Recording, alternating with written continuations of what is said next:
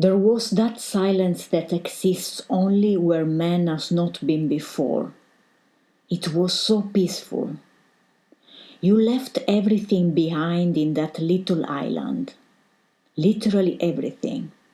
Your identity, if you had any, your belongings, the possession of your experiences, your memories of things that had meant something to you. Here there was absolute silence, and you were totally alone. You were completely lost to everything. There was nothing and beyond nothing.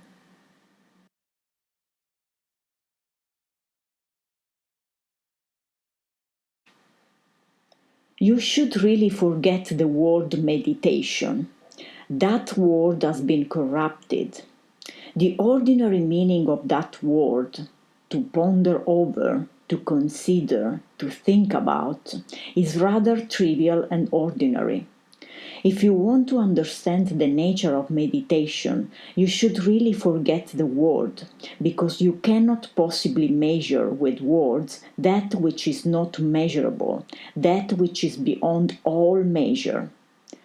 No words can convey it, nor any systems, modes of thought, practice, or discipline.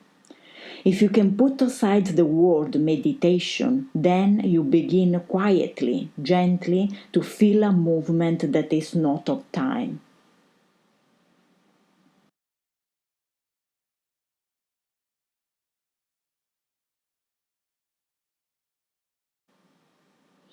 The word movement implies time.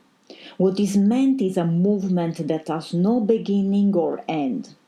A movement in the sense of a wave.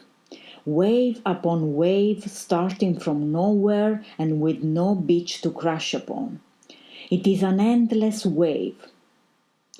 Time, however slow it is rather tiresome. Time means growth, evolution, to become, to achieve, to learn, to change. And time is not the way of that which lies far beyond the word meditation. It is really a timeless perception of that which is. It is only that perception which can say it is.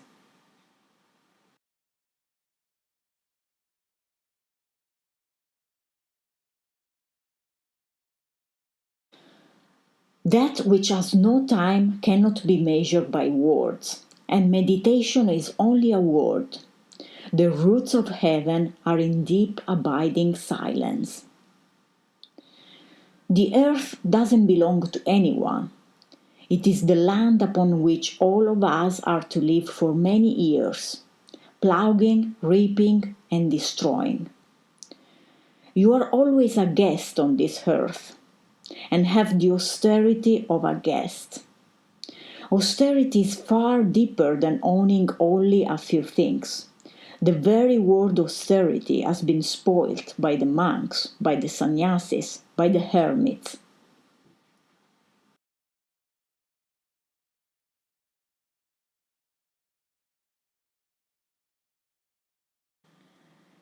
Sitting on that high hill alone, in the solitude of many things, many rocks, and little animals, and ants, that word had no meaning.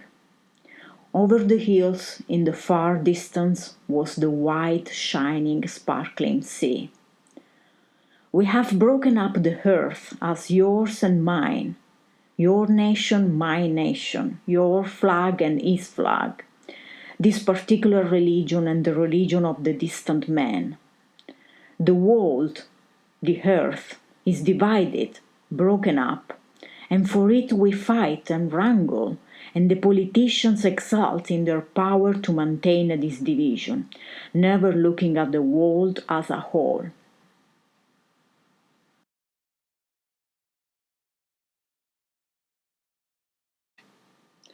They haven't got the global mind. They never feel nor even perceive the immense possibility of having no nationality, no division.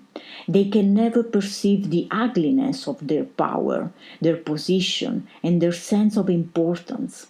They are like you or another, Only they occupy the seat of power with their petty little desires and ambitions, and so maintain, apparently, as long as man has been on this earth, the tribal attitude towards life.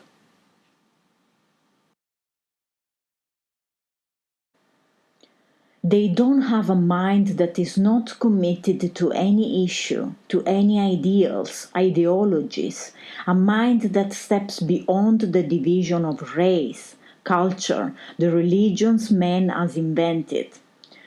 Governments must exist as long as man is not a light to himself, as long as he does not live his daily life with order, care, diligently working, watching, learning.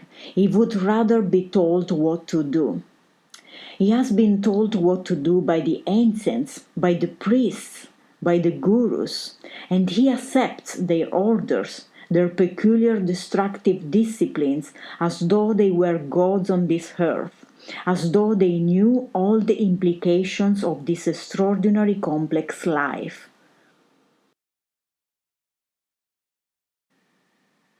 Sitting there on a rock that has its own sound, like every living thing on this earth, and watching the blue sky, clear, spotless, one wonders how long it will take for man to learn to live on this earth without wrangles, wars, and conflict.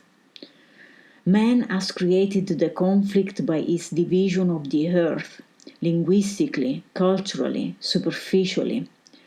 One wonders how long man, who has evolved through so many centuries of pain and grief, anxiety and pleasure, fear and conflict, will take to live a different way of life.